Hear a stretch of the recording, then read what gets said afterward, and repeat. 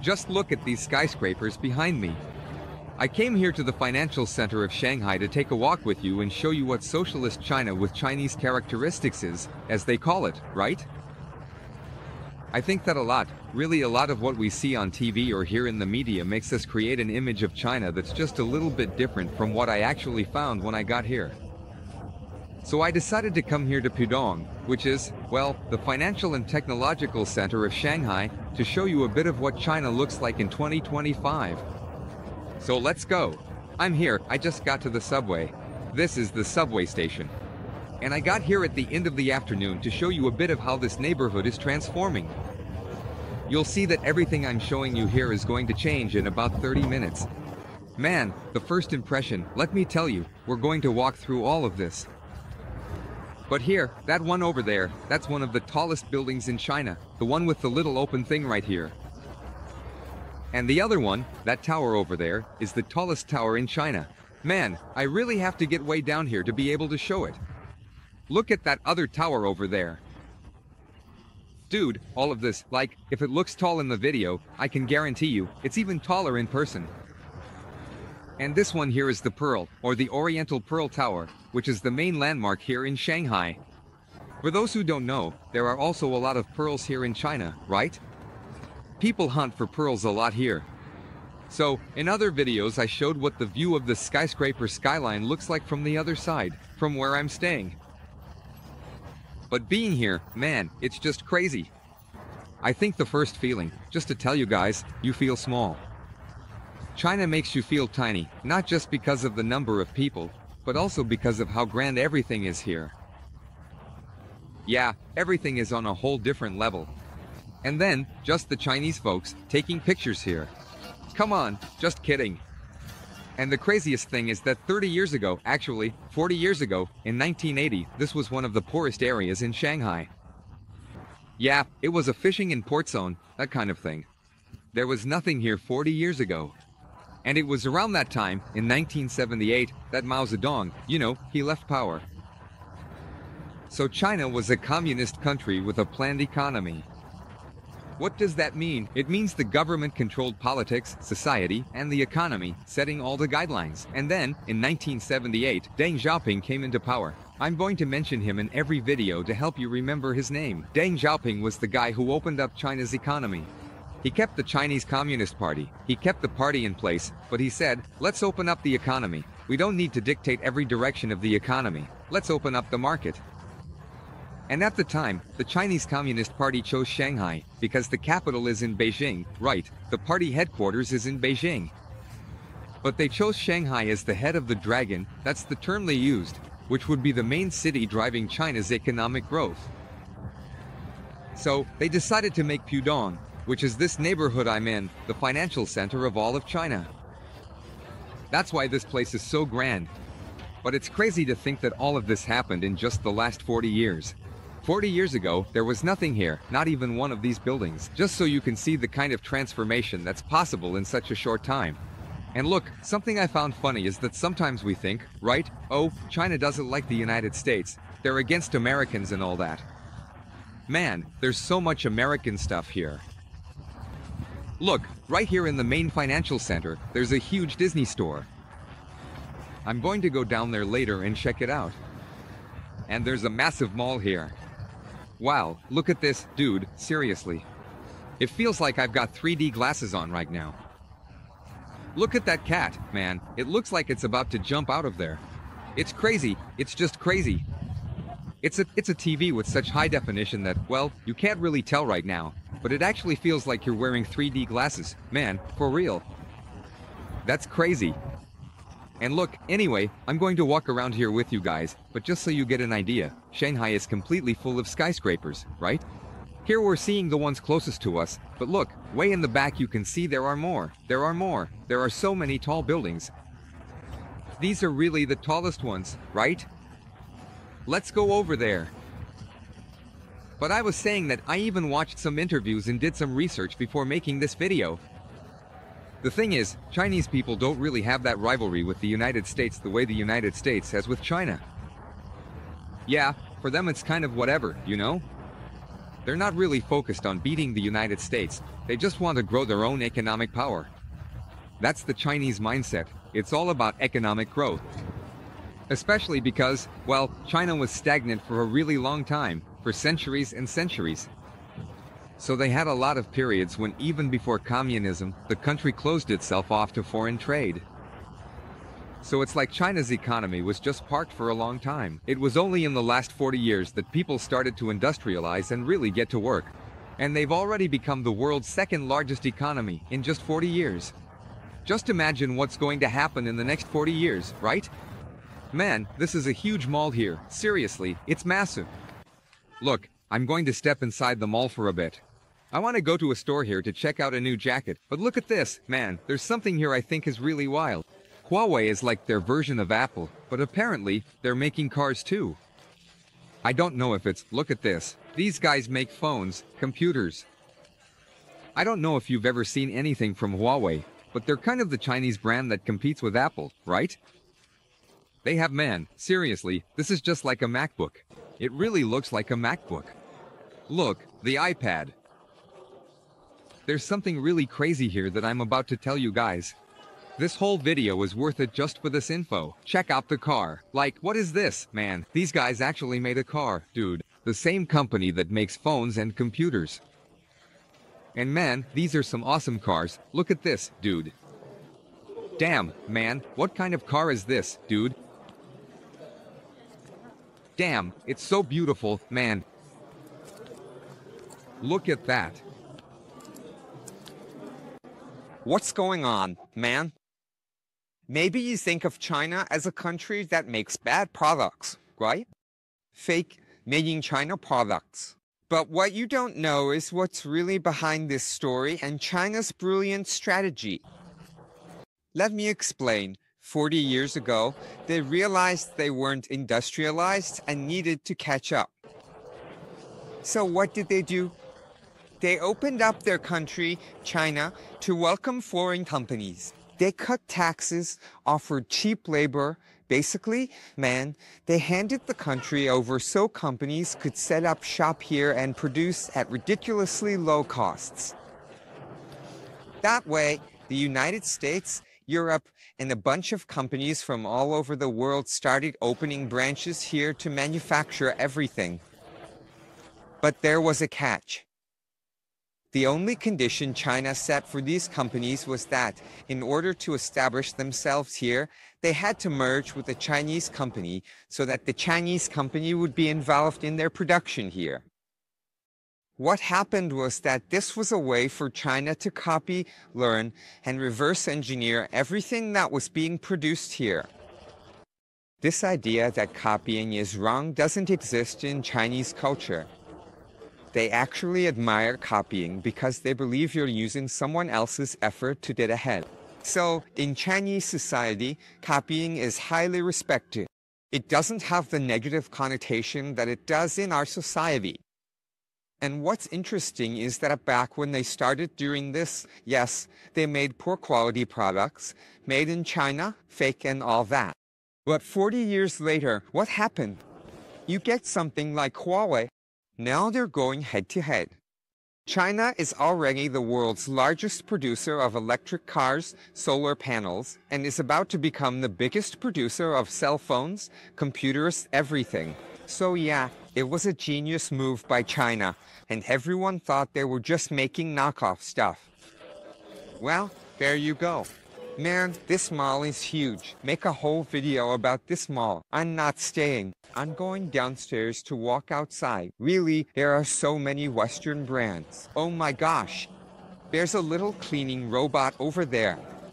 They don't have much bias against Western stuff. We have bias against Chinese things. Prejudice exists. Well, man, China really is living in the future. That's crazy. Look, socialist China right here. Man, this little robot is wild. But that's it. Let's go outside for a walk and check out the buildings. Look, it's starting to get dark, and people are already turning on the neon lights. One thing that's interesting is, dude, look at this, Richard Mille. Those are the most expensive watches in the world, man. Way more expensive than Rolex. Over there, look, Prada. That's it, man, there are a ton of malls here. That's the truth. Look over there, man. That one is the tallest tower here in China. You can already see the neon lights, man, and the tower lights up. There's something playing on the tower. One thing I noticed too is that, just some facts for you guys to have. Oh, look at it shining over there. All purple, the pearl. Yeah, man, in 40 years, China's economy has been growing 10% a year. So, what actually happened in practice with this opening out? Two main things. The population moved. The urban population was only 20%. Only 20% of China's population lived in cities. With that, it went up to 80%. Just imagine, Shanghai today has over 20 million people, the most populous city in China, almost 30 million. There was hardly anyone living here, compared to now. At the same time, 800 million people were lifted out of poverty. From real extreme poverty, there was a lot of hunger in China. China used to be a country. Wow, man, look at that. Everything's shining. It looks like it's daytime. And now imagine 800 million people came out of hunger, and a big part of those 800 million moved to the city. Of course, the country looks completely different now, man, and it's really wild how they have such a strong focus on lighting here. Man, you'll see, the buildings aren't lit up yet, but soon everything here will light up. It's insane. Look at that. Check out the big blue one shining. I don't know if we'll be able to walk all the way over there. It looks close, but that kind of close that's actually far. Another thing you might notice is that most of the cars here are electric, so there isn't that much noise on the street. Look, the cars are more. Buses too, all electric. You can tell there's just not that much noise. Electric bikes. Everything's electric. So it's like, there, a financial tower right here. There's Citi over there, which is an American bank. So that's it. I used to have this idea. We all kind of have this idea, right? Like it's a closed-off place. But that was Xi Jinping's big move, really opening up the economy. Oh, and why is it socialist? Because the government has control, and there aren't really proper elections, right? There's only one party, but there aren't any elections. There are elections for mayor, right? But they're all part of the same party. Yeah, but the Chinese political system is actually really interesting. It's very meritocratic. You can only move up in the party if you have to be a good mayor to become a good provincial governor, then a good state governor, and then you keep moving up and up. In other words, the guy who's president now, Xi Jinping, man, he had to be really good at everything he did to be able to become president. There's no way someone can become president of China without being really good at every level, unlike in Brazil where someone can get elected and just jump ahead. That doesn't happen here. Check that out. Man, it's so tall. Seriously, I have to point my arm all the way down just to show you guys how tall these buildings are. It's insane. So guys, let me introduce you to the Shanghai Tower, the second tallest building in the world. Wow, I have to bend over to show you guys. The Shanghai Tower is only behind the Burj Khalifa over in Dubai. After that one, this one right here, right in front of me is the tallest building in the world, man. And next to it, there's a smaller building, but it's probably also among the top 10 tallest in the world. Guys, this is the financial center of China. So, the stock exchange here in Shanghai is the third largest in the world, only behind the two stock exchanges in the United States. And, man, I'm going to cross over here to see if we can get inside, but just look at this. So many, dude, it's all buildings here, everywhere. Wow, this is crazy. To think that this is a socialist country, it's really unbelievable. It goes against everything I learned in history books.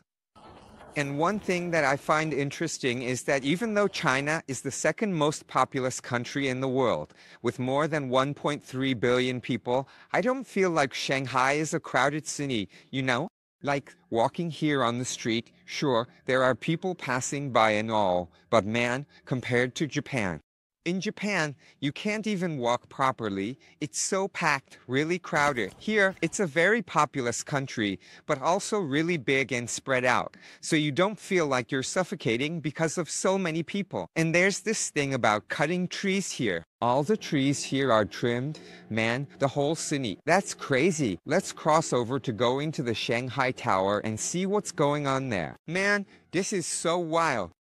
Right here at the Shanghai Tower, the second tallest building in China, second tallest in the world. You come down here and there's a McDonald's. China doesn't care, man. That's the real truth. Do you think if they actually cared about the United States, they'd allow a McDonald's here? They wouldn't allow it, but they just don't care, man. People just want to eat McDonald's in peace. But the United States, no way. They would never allow a Chinese place in an American building, you know. But the Chinese just don't care. Let's go in. There's a mall, socialist country, and there's a mall inside the tower here. That's how it is, man. Hey, thanks, man. And since we're here at McDonald's, right, let's see what's different at a Chinese McDonald's. Look, right off the bat, they've got chicken wings, grilled chicken drumsticks. That's it, man. 39 is about 30-something reis. Let's check on their little TV here if there's... Yeah, apparently people here really like chicken. I want it in English. Look, you have to select here. Look, English. Order starts. Let's see what they have. Yeah, man, apparently chicken is the main thing here. Oh, they have some green teas. Look, matcha. This is a Japanese tea that they drink a lot here. And let's check out the single meals here. Oh man, there's a little burger here with barbecue sauce and all. Dude, look at this bucket of chicken. Well, McDonald's is different here, huh? It turned into KFC here. Look. Oh, there's a big burger. What is this, man? They actually put a burger with 2 sausages, bro. It's fried chicken. Man, half the menu is chicken. I love seeing what's different the Big Macs about McDonald's in different countries. There's a McFish here. It's not in Brazil anymore. Damn, what the heck is this, man? There's honey with something, little apples, and look, matcha stuff, tea things. I didn't think it was all that different, honestly. Chinese McDonald's. I thought I'd see something really different, but nothing special. But hey, I really love these local experiences, like going into McDonald's, going into supermarkets, all those things that are typical of the city, you know? And if you like local experiences, I have a tip for you. There's an app called Get Your Guide. I'm doing a campaign for them because it's a free app for you to download. I'll even leave the link here in the QR code, the link in the description, and you can get access to local experiences in the country you're visiting and hire guides for tours. So I recommend 2 things. Download the app now and check if there's any cool tour in your city or in your next travel destination. And then you can either do it on your own or hire a guide there. So if you're going to travel, my recommendation is to click the link in the description or the QR code, download Get Your Guide now, and check out the tours available. Now let's go up the building. Let's go in here. It looks like we can. I'm not sure if we're actually allowed to go out, but let's give it a try. Oh, there's nothing saying we can't film. Awesome. Buy a little ticket here and let's go. Got my ticket to go up there and show you guys. But first, check this out. There's a little museum here where they tell the story of the tallest buildings in the world. So look, in 1885 it was a little building, 55 meters tall. Then in 1890, 94 meters. Then it kept getting taller, see? And look, the tallest buildings. Oh, here it was in New York. Check it out, man. It was always New York, you know? New York, New York. Oh, the Empire State Building in New York, 1931. Then after that, the One World Trade Center, which was the building that got destroyed there. It was the tallest in the world, man.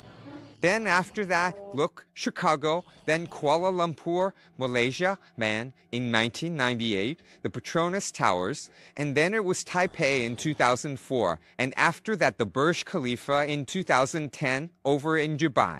Pretty wild, right? It was always the United States, and then Malaysia. Oh, this one here, I've actually been to this one. Look, Taipei 101. Then after that it was Malaysia, Taiwan, and Dubai, the tallest buildings in the world. That's crazy, right? Wow, look at that, the 20 tallest in the world. Man, that's wild. Really crazy, dude. They're massive skyscrapers. Insane. Now, most are in Asia, right? Yeah, look here. The tallest ones are in Asia. The first one is this one here, the Shanghai Tower. Then in Shenzhen, Seoul, Guangzhou. Most of them are all in China. Crazy, crazy. Let's go. Let's see if the view is really that good. That's wild. Look at that. How cool. Now there's a little entrance. We're heading to the elevator now, which apparently is the fastest elevator in the world. Wow, I feel like I'm on a Disney ride or something. What the heck? Are you crazy, man? To go up, do we have to go down? What the heck? Top of Shanghai journey begins. I don't get this part. Maybe it's a metaphor, huh? To go up, you have to go down. To go forward, you have to go back. What is the Chinese government? What is the Chinese Communist Party trying to say with this message here, right? It really makes you wonder. There's definitely some message here. Man, I think, no, look, it's just the elevator entrance. That's all. That's wild. No way. Let's go. Eat. Alright, here we go. On waist 18 floors. Now, let's play. Don't lean back. Speed here. Everyone who drinks, old man. Look, it shows the speed here, meters per second. Hey. That's crazy. It's going to take a while to get a big sword, you know? Look, there's also alright, this one. The transport engine you're using is the fastest transport engine in the world. Now, we're taking the world. All the way to that Turismo from Max Sazana. It's really fast. What is this, man? Your life is such a business. In just 55 seconds, we're going to reach in 10 seconds. And in the 18th year, we'll see what happens. My.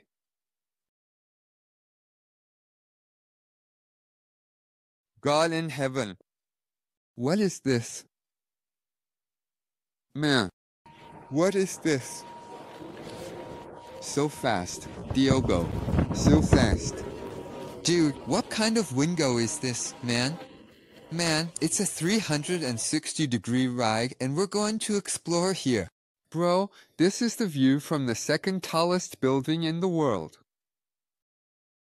What an animal, old man.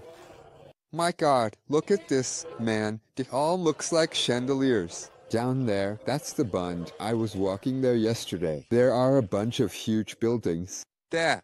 This river leads to Shanghai's port, the second, no, the biggest port in the world. Man, stuff leaves from here and goes to Brazil. Bro, look, the city. Oh man, there's the Pearl, the Mandalina. Dude, it's crazy, because from down there these places are huge, and from up here everything looks like a miniature. Man, look how crazy that is. Man, that's the Pearl we were looking at earlier. That's the building I passed by over there.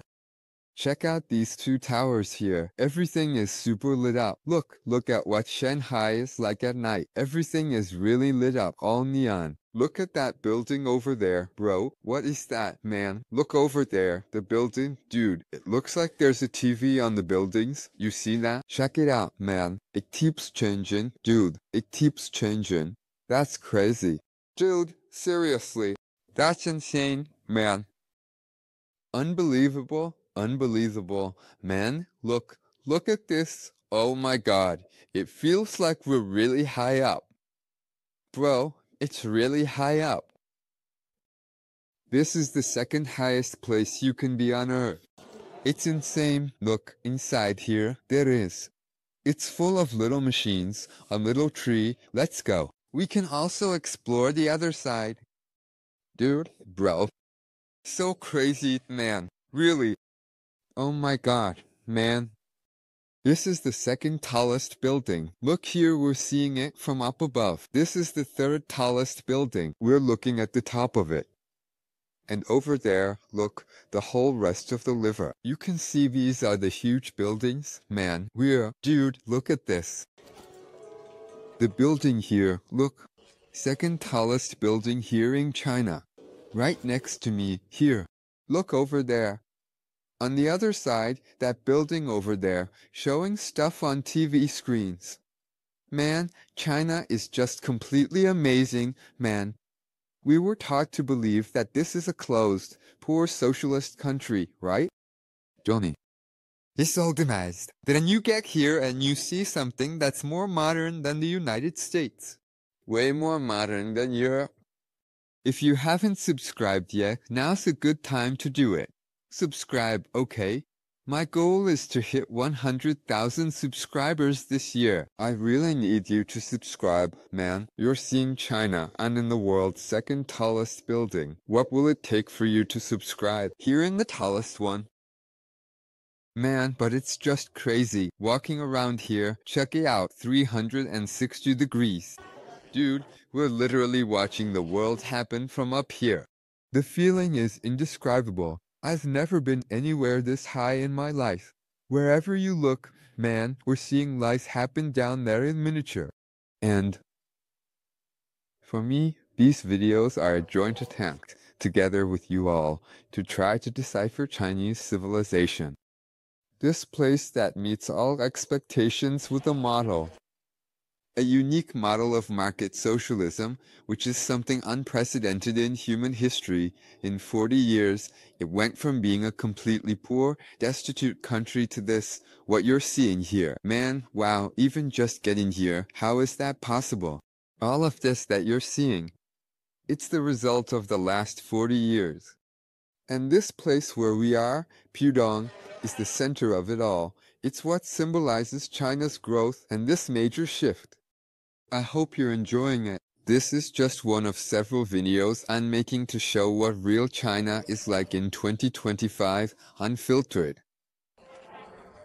Without media references, without any agenda, just showing you, raw and uncut, what's happening here. I hope you liked it. And follow the channel because there's still a lot more videos to come. Awesome China. Alright. See you in the next one. We stand together.